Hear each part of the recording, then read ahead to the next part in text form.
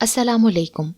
आज इस वीडियो में मैं आपको सुनाऊंगी एक और सबक आमोज़ कहानी। इससे पहले मेरे YouTube channel Urdu centre plus को सब्सक्राइब करके बेल नोटिफिकेशन को ऑन कर दें ताकि आप आने वाली तमाम चैनल अपडेट से आगाह रहें। आप मेरी वीडियोस को ज़्यादा से ज़्यादा शेयर करके कार खैर में शामिल हो सकते हैं। अब आप मुझे ट्विटर, फेसबुक और इंस्टाग्राम पे भी फॉलो कर सकते हैं।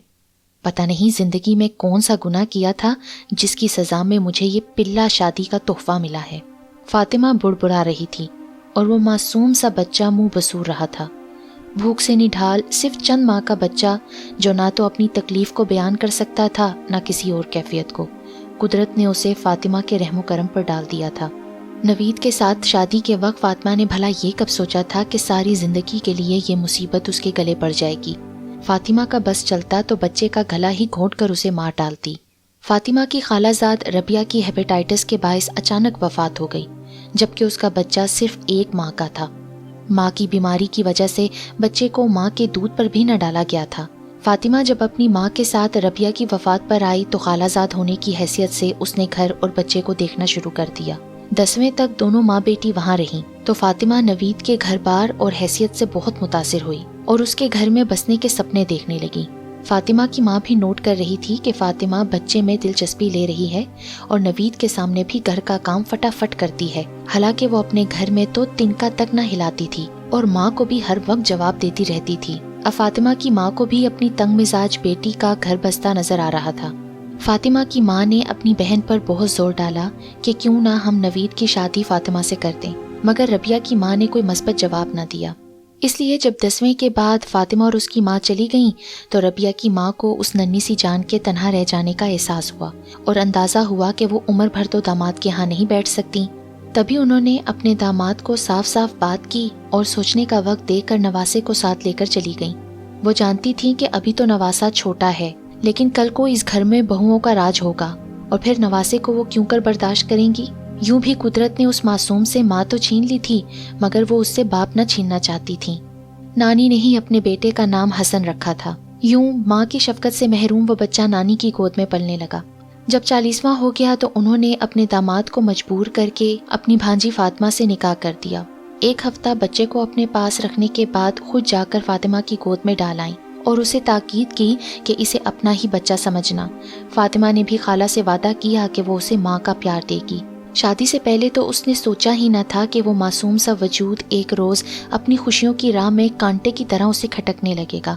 हसन की अपनी जन्म देने वाली माँ जिंदा होती तो वो उसके जरा करवट बदलने पर भी जाग उठती, मगर आधी रात में अपनी नई जिंदगी के अनोखे दिनों और अलबेली रातों में उसके बिलक बिलक कर रोने पर भी ना जागती और नवीद उसे झंझोड़ कर जगाता कि हसन की ज़रूरत पूरी करो। नवीद के सामने तो उसे ना चाहते हुए भी ये जिम्मेदारी पूरी करना पड़ती, मगर नवीद की गैर मौजूदगी में बच्चे को रोता बिलकता देखकर भी अपनी मसरूफियात में ही गुम रहती, ख्वाह टीवी देख रही हो या फिर सो रही हो। नवीद के जाने के बाद वो बच्चा लावारिसों की तरह पड़ा रोता रहता, मगर फातिमा को परवाह ही कब थी। उसकी लापरवाहियों के बावजूद अल्लाह ही की तरफ से उस बच्चे को सेहत अच्छी नसीब हुई थी। बैठने, घुटनों चलने, खड़े होने और चलने के मराहिल हसन ने आपो आप ही गोया तय कर लिए थे। फातिमा के जाने के बाद उसकी बाकी बहनों के भी रिश्ते अच्छी जगह पर हो गए। नवीद अपनी मसरूफियात में इस कदर गुम रहता था कि उसे फुर्सत ही न थी जो देखता कि हसन किस तरह लावारिसों की तरह पल रहा है। फातिमा मुतमईन थी कि जिस रोज़ उसका अपना बच्चा हो गया उस रोज़ वो भी अपनी अहमियत मनवा लेगी। उसकी लापरवाहियाँ, नफरतें और बददुआएं भी हसन को बढ़ने से न रोक सकीं। 4 साल का अरसा खामोशी से सिरक गया। हसन ने नर्सरी जाना शुरू कर दिया, मगर फातिमा की गोद सूनी ही रही। इस दौरान उसकी दूसरी बहनें भी 1-1, 2-2 बच्चों की माएँ बन गई थीं। जब फातिमा बहनों की गोदों में बच्चे देखती तो उसे अपना वजूद और भी खाली लगता। फातिमा की माँ बार बार उसको समझाती थी कि तुम्हारी ये सूनी गोद हसन के साथ बुरे सलूक की ही बदौलत है। उस बिन माँ के बच्चे के सर पर शफकत से हाथ रखने की बजाय तुमने उसको अपना दुश्मन समझना शुरू कर दिया था। अब तो हसन इतना बड़ा हो गया था कि बाप के साथ लाड और फरमाइशें करता, जिसकी वजह से फातिमा मुंह फुलाए होती और नवीद को जली कट्टी सुनाती। वो तुम्हारा भी बेटा है फातिमा, तुम्हारी गोद में पला है। जन्म देने वाली तो उसे छोड़कर चली गई थी, अब तुम्हें उस पर क्यों इतना गुस्सा आने लगा है? नवीद हैरत से पूछता। जन्म देने वाली तो जाते हुए चली गई, इसे भी साथ ले जाती। ये बात तो वो सिर्फ सोच कर रह जाती, कह ना पाती थी। वो तो पहले ही दिन से हसन को अपना बच्चा न समझती थी। ایک روز فاطمہ اپنی ماں سے کہنے لگی، میں نے تو سوچا تھا کہ ماں ہیپیٹائٹس سے مر گئی ہے تو یہ کمبخت بھی کچھ دن میں ماں کے پیچھے پیچھے چلا جائے گا، لیکن یہ تو ایسا ڈھیٹ ہے کہ ابھی تک زندہ ہے، اور تو اور اتنا عرصہ ماں کے پیٹ میں رہا اور اس سے بیماری کے جراثیم بھی اس میں نہیں آئے، ہر بار اس کے خون کی رپورٹس کلیئر ہوتی ہیں۔ ایسے نہ کہا کر فاطمہ، اللہ سے ڈر، بیماری اور تکلیف کسی کو بھی اور کسی بھی وقت آ سکتی ہے۔ فاطمہ کی ماں اس کو ڈانٹتی، اپنی بیٹی کی عادتوں سے وہ اچھی طرح واقف تھی۔ ایک دن فاطمہ نوید سے پوچھنے لگی، نوید، آپ مجھے میری فطری حق سے کیوں محروم رکھے ہوئے ہیں؟ کیا؟ میں سمجھا نہیں، تم کیا کہنا چاہ رہی ہو؟ میں نے تو پچھلے 4 سال سے تمہاری ہر ضرورت، ہر خواہش پوری کی ہے۔ آپ کے خیال میں عورت کو صرف کپڑے، زیور اور کھانے کی ہی ضرورت ہوتی ہے؟ تو اور کیا چاہیے تمہیں؟ آپ نے ابھی تک مجھے ماں بننے کے حق سے محروم کیوں رکھا ہوا ہے؟ میں نے کیسے تمہیں اس حق سے محروم رکھا ہے؟ اور یہ خناس تمہارے دماغ میں کس نے بھر دیا ہے؟ مجھے کون کہے گا بھلا؟ خود ہی میرے ذہن میں آیا ہے۔ میرا بھی جی چاہتا ہے کہ کوئی مجھے ماں کہہ کر بلائے۔ حسن ہے نا تمہیں ماں کہنے والا، اور مزید بچے اگر اللہ کو منظور ہوں گے تو ضرور ہوں گے۔ شاید تمہیں کسی ڈاکٹر وغیرہ سے ملنے کی ضرورت ہو۔ اچھا ٹھیک ہے، میں پہلی ہی فرصت میں ڈاکٹر کو دکھاتی ہوں، فاطمہ نے بھی نرم پڑتے ہوئے کہا۔ نوید نے بھی حسن کو سکھانا شروع کر دیا کہ وہ فاطمہ کو اماں نہیں ماں جان کہے، تاکہ فاطمہ کے اندر بھی ماں جان کہنے سے کوئی نرم گوشہ پیدا ہو۔ جب ڈاکٹر سے چیک اپ کروایا تو ڈاکٹر نے بتایا کہ فاطمہ کو چھوٹی چھوٹی کئی رسولیاں تھیں جس کے باعث وہ ماں نہ بن سکتی تھی، اس لیے ڈاکٹر نے آپریشن تجویز کیا۔ ڈاکٹر آپریشن کی کامیابی سے بھی قدرے مشکوک تھے، اور وہی ہوا جو اندیشہ تھا۔ آپریشن کے دوران پتہ چلا کہ وہ کینسر تھا، اور نتیجتاً فاطمہ کا آپریشن طویل ہو گیا، جس کے نتیجے میں وہ کینسر اور ماں بننے کی صلاحیت دونوں سے نجات پا گئی۔ حسن جب اسکول جانے لگا تو فاطمہ کو کہتا، ماں جان، سب بچے کلاس میں لنچ باکس لے کے آتے ہیں، آپ بھی مجھے کبھی لنچ باکس تیار کر دیا کریں نا۔ فاطمہ نوید کے سامنے دل پر جبر کرتے ہوئے ایک مصنوعی سی مٹھاس زبان پر لے آتی اور کہتی، بیٹا میری طبیعت ٹھیک نہیں رہتی، اس لیے مجبوری ہے، میں صبح نہیں اٹھ سکتی۔ خیر، وقت کا پہیہ گھومتا رہا۔ حسن نے میٹرک بھی کر لیا۔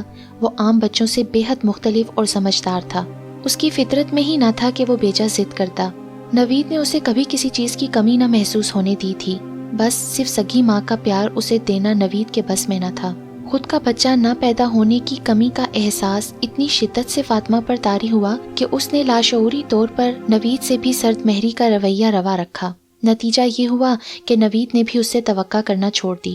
وہ بھی زندگی کی گاڑی کو اس طرح کھینچنے لگا کہ نہ اس میں زیادہ شوق کا اظہار ہو اور نہ ہی بیزاری کا، ورنہ کئی بار فاطمہ کی سرد مہری پر اس کا جی چاہتا تھا کہ وہ اس کو 3 لفظ طلاق کے کہہ کے بے ثمر تعلق کو آزاد کر دے۔ فاطمہ نے گھر کی ذمہ داری بھی بمشکل ہی اٹھائی تھی، زیادہ تر گھر کا کام تو ملازمین کرتے تھے۔